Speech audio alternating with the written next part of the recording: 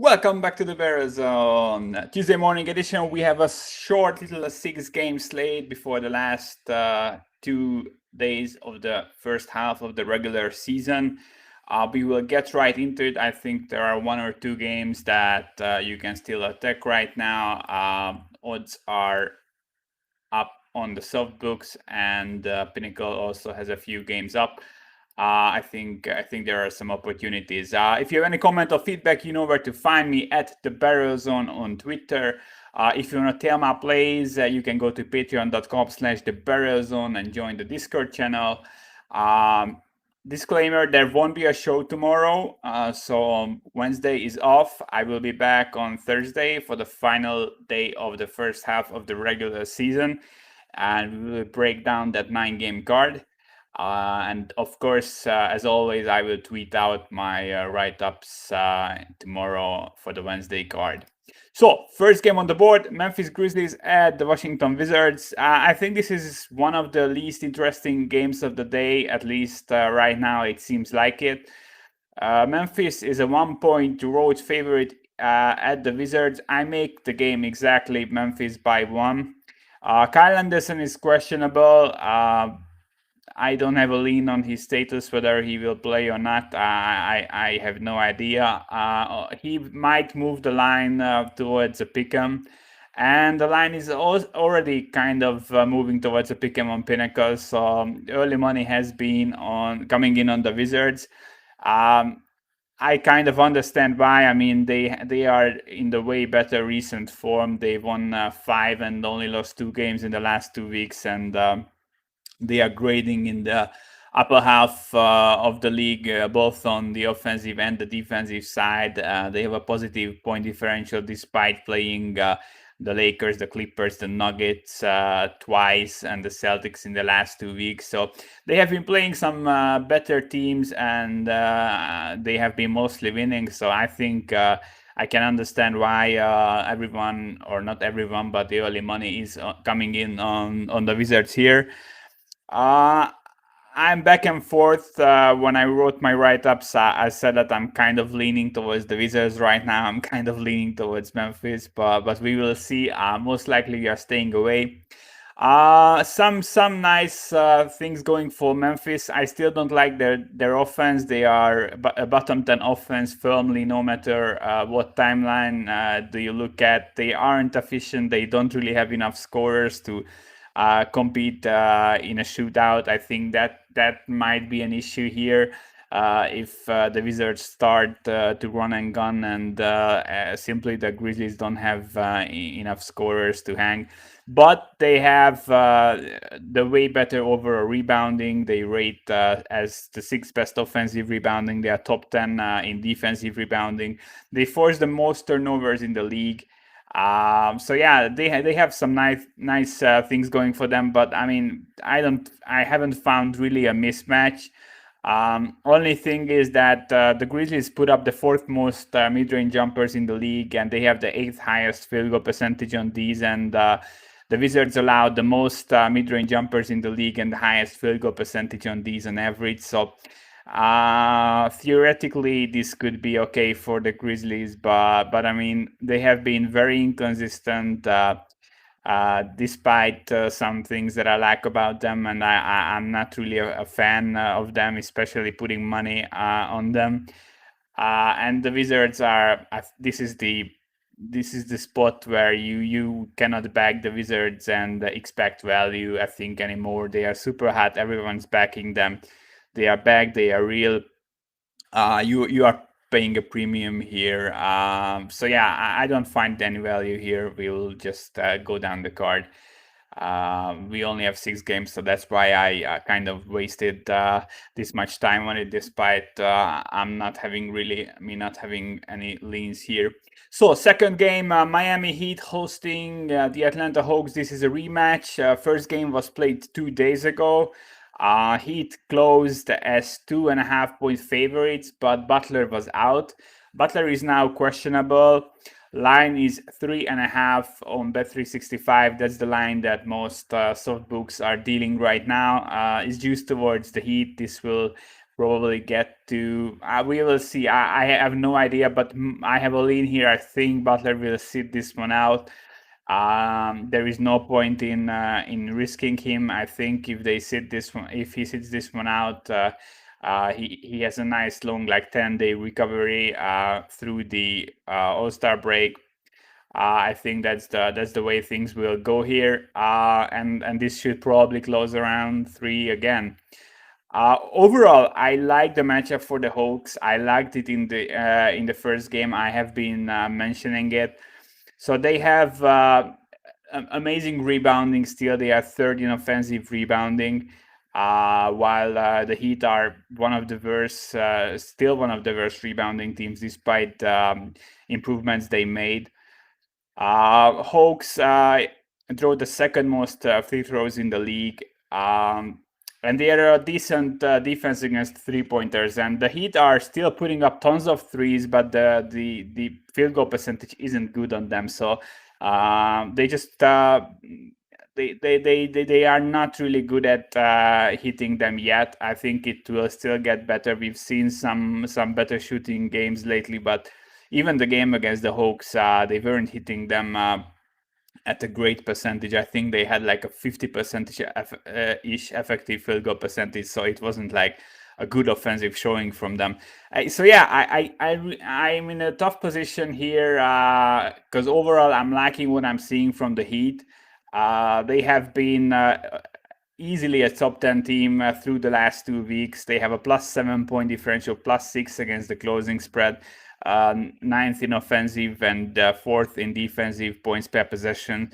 So yeah, they are rolling kind of right now, but I don't want to lay points in a matchup where they are likely out rebounded, which happened in the first game against a team that can defend 3-pointers.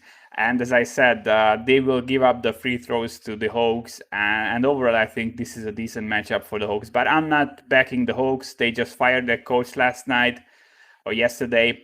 Although I'm not downgrading them, as Nate McMillan, their assistant coach, who is now serving as an interim head coach, he knows the team. He has like almost 10 years of head coaching experience. So this isn't like when we had the Minnesota head coaching change that they brought in like a brand new guy midweek and we faded the shit out of the Timberwolves. I think that's not something you want to do here blindly, especially as I said that this is a pretty decent matchup for the Hawks, in my opinion.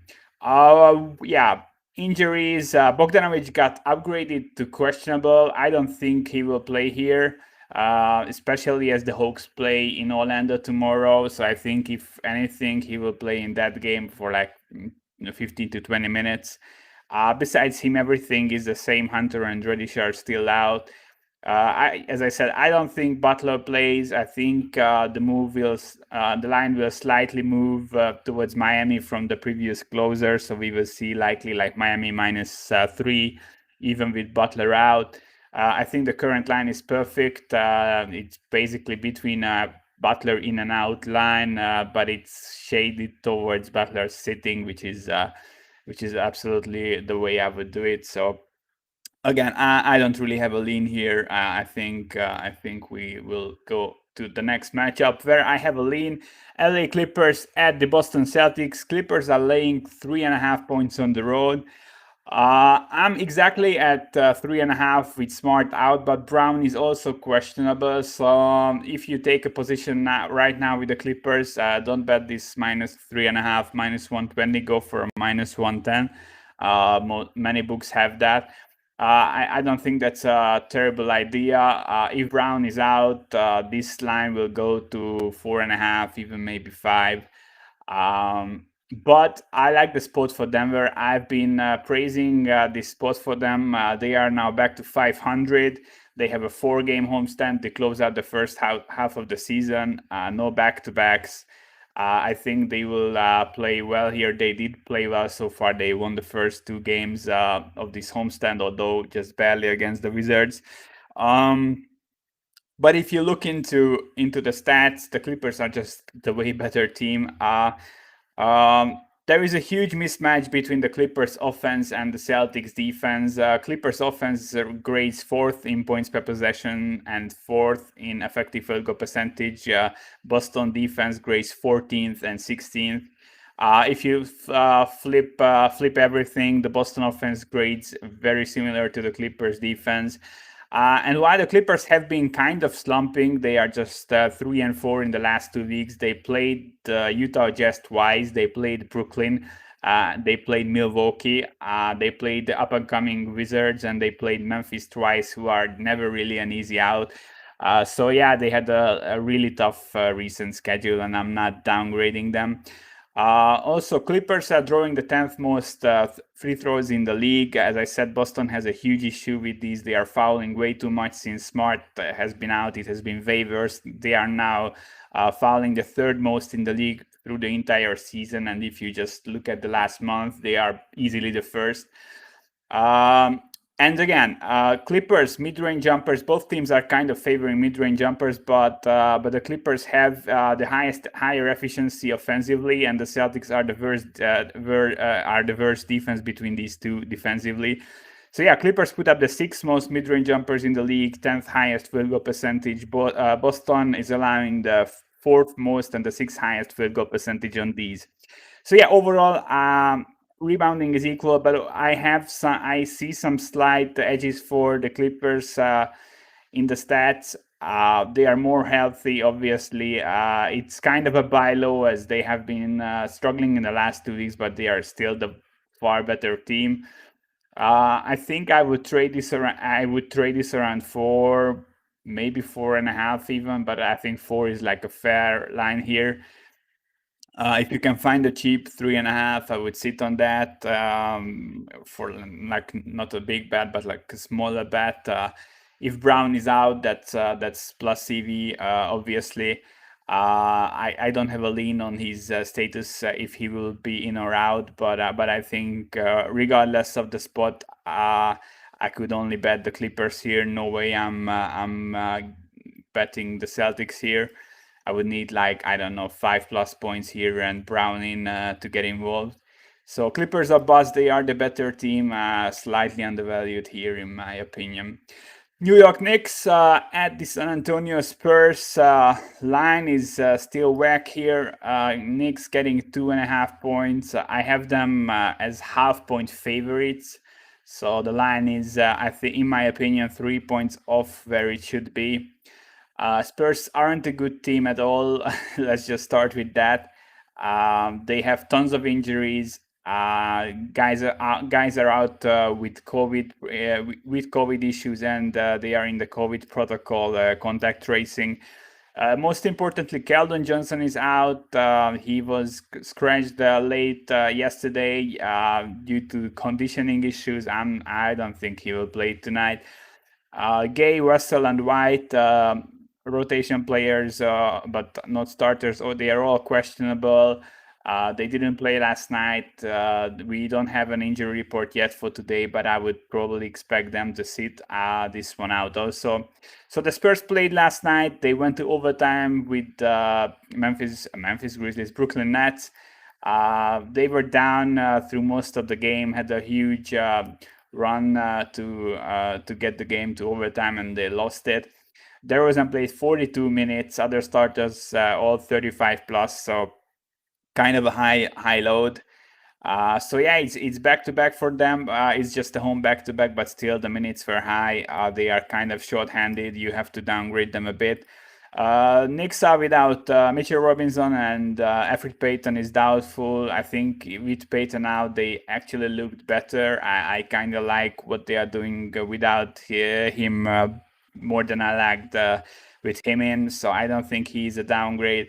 Robinson is a slight down. I mean, him out is not good for the team, but I think Noel has been doing some great things. Through the last 2 weeks, Knicks they have a plus 2.4 point differential. They won 4 games, only lost 2. They are grading as the second best defense in the league, and through the entire season, they grade as the third best defense. I think they are kind of legit. They are over 500 now, so 13 wins, just 12 losses. Overall, I have these two ranked super close. I would make the Spurs as like 2.5 point favorites if everyone was in and it was an equal rest. So, but everything just flips this towards New York for me. So getting 2.5 points is still a great deal, and you should hop on that. So yeah, very similar teams, very similar approach. Knicks with a slight rebounding edge. They are the bit better defense. Spurs are the bit better offense, but overall it's very similar. Knicks are now the 30th in pace in the league, so they're always pushing low scoring games, and we've seen them win it, so they know how to win these ugly, grueling, low scoring games. The Spurs are also decent at this. If you go back, just remember like how they played the Memphis these past couple of years. There has been some super defense heavy slow games. I think Popovich knows how to play these, but I kind of trust the Knicks more now, especially that they are really above 500 for the first time. I don't know in how many years, and they can go to the break with a pretty decent record if they get the W here. Also, one note: Aldridge just played 15 minutes last night. I couldn't figure out what's up with that. It might be an injury. He was questionable like 2 days ago, 2 games ago with wrist issues, so he might end up being scratched. But it might be just that Popovich was saving him for this matchup. We will see. But overall, the Spurs injury report is a mess, anyways, and I'm pretty sure that they won't get everyone back here. So, yeah, strong lean towards the Knicks. I think you should hop on that right now. I think Pinnacle will trade this around the pick'em. Next game, Milwaukee Bucks hosting the Denver Nuggets. This is an interesting one. Same matchup played like 10 days ago, or maybe a bit more back in time, but it wasn't too far, like max 2 weeks, and the line closed Milwaukee -2.5 in Denver. And now we only have to lay 6.5 at home, and the situation has changed a lot as Holiday was out in that game. Now he's back for the Bucks. Denver had Millsap and Green available, who are now out, and both teams were on equal rest. And now the Nuggets are playing their third road game in 4 nights, and it's also back to back. So I'm closer to 7.5 here. I think 6.5 might be slightly plus CV. I would be really surprised if we didn't see Milwaukee money here. If you do the math and do the adjustments, I think you really have to lean towards Milwaukee here. At 6, I would bet the shit out of it, to be honest. But even at 6.5, I'm kind of leaning Milwaukee. The thing is, you cannot really pull up a stat where they are not better than Denver. So they are better in offensive efficiency, points per possession, defensive efficiency, defensive points per possession. They have the better rebounding rate, both offensive and defensive. They have the better free throw rate. Overall, the matchup is as good as it can get. I said it in the first game that Milwaukee gets to the rim whenever they want, and it's truly the case. And Denver is allowing a 70%, over 70% field goal percentage on average from within 4 feet of the rim. In the first game between these two, the Bucks had a 75% field goal percentage in the paint. They won by 13 or something like that. So yeah, everything sets up well here. I will likely get on the Bucks, maybe even at 6.5, as I couldn't really make a case for the Nuggets. It's a bad spot. They are still banged up. Yeah, and the Bucks are healthy and at home, and really everything is setting up well here for them. So I will be going with the Bucks. As I said, I'm making this 7.5, so not a giant edge, but I would be very surprised to see Nuggets money here. But if it comes, I'll gladly buy on the other side. I think the Bucks are a nice look here. Phoenix Suns at the LA Lakers. Super interesting game again. This is a decent card. I mean, there are some nice matchups in here.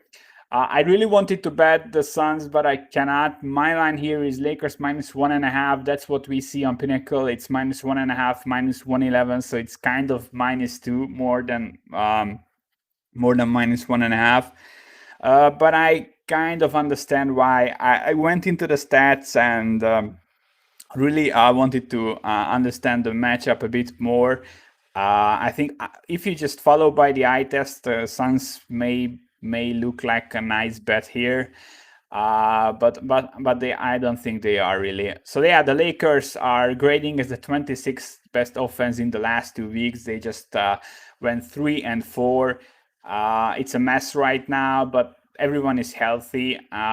Big red flag on their side that James and Kuzma are probable.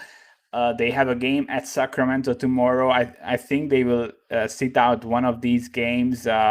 You won't really know with the Lakers. They will be game time decision, and you can stuck with the bad bet if James sits. So yeah, I'm at this point in the season. I'm staying away from these games where we have so serious probable tags on the top guys on a team. So yeah, Suns. My issues with them are kind of the same as always. They are pretty bad at rebounding. They are 24th in offensive rebounding.